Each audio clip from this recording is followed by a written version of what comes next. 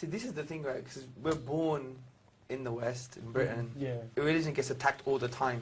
You have Richard Dawkins. You've heard of Richard Dawkins, yeah? Yeah. Yeah, I call him Richard Dawkins, yeah?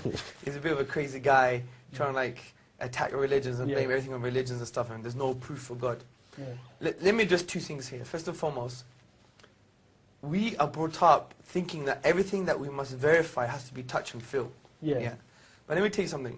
If God could be touched and felt and seen, would that be God?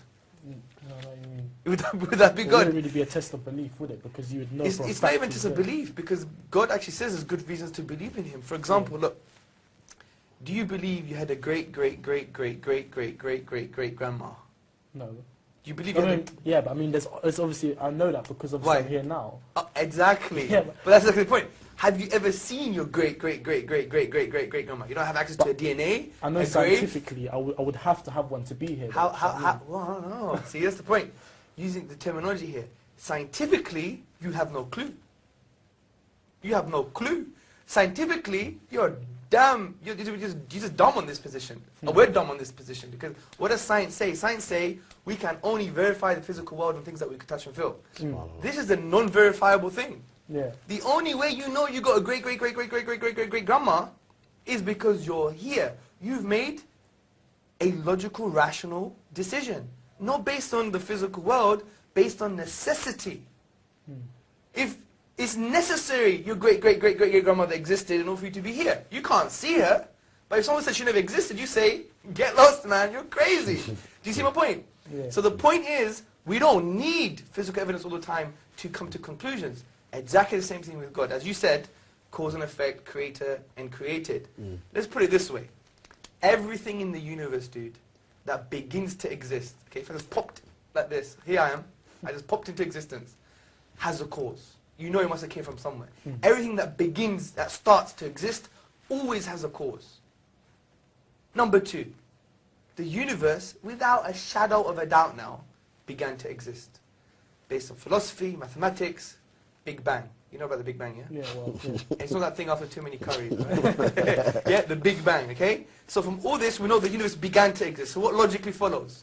Therefore, the universe has a cause. So we just say, right, without a doubt, we know the universe has a cause.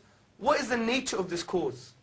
Well, if you create the universe, it can't be part of the universe. Because if it's part of the universe, then that would mean the universe existed and didn't exist at the same time. Madness. Does that make sense? No. That's just crazy. Madness. Can Abu Bakr exist and not exist at the same time? Don't make no Although sense. we may want him not to exist. Because he talks a lot, yeah. Yeah, I'm kidding. So there's that. It must be one. Because they're knocking on the door, we don't assume there's Manchester United football team behind the door, right? We say it's one person, isn't it? Yeah? It's the most logical explanation. We know he must be all-powerful. He didn't create a grain of sand, he created the whole universe, right? Yeah. And we know it must be uncreated. Because some people say, well, who created God? It must be uncreated. Why? Don't know why. But let me give you an example. Say I want to shoot you, yeah? Yeah. Good style like this, yeah? Yeah? Hackney style. But before I could shoot, I have to ask Abu Bakr for permission. Abu Bakr, can I shoot the geezer? He says, wait, I need to ask someone behind me to shoot. And that guy has to ask permission too. If that goes on forever, could I shoot you? No. Impossible. Exactly the same thing with the universe. The question of saying who created God is equivalent of saying there is no creation.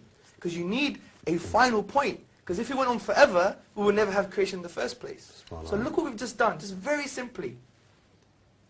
We've said there's a cause for the universe. It must be one, powerful, and uncreated. This is exactly what the Quran says.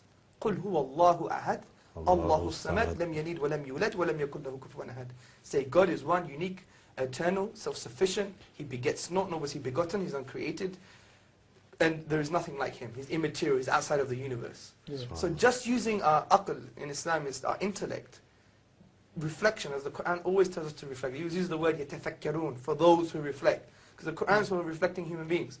So we come to the conclusion that there must be a God. For me, I think that's irrefutable evidence there.